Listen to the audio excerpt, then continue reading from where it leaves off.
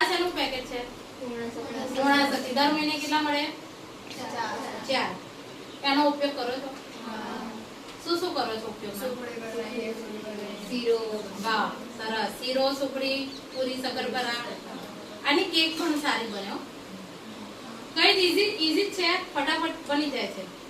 તો આનો ઉપયોગ આપણે હવે વધારે કરવાનો છે ને જંક ફૂડ લેવાનું નથી.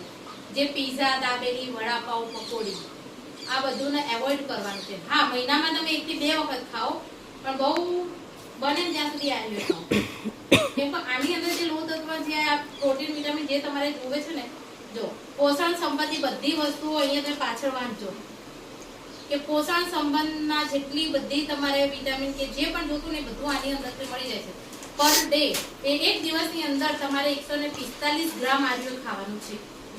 4 પેકેટ કેમ આપે છે? 1 કિલોનું 1 પેકેટ, તો 4 પેકેટ આપે. 4 કિલો કેમ આપે છે? કે તમે મહિનાની અંદર 4 કિલો તમારે ખાઈ જવાનું છે.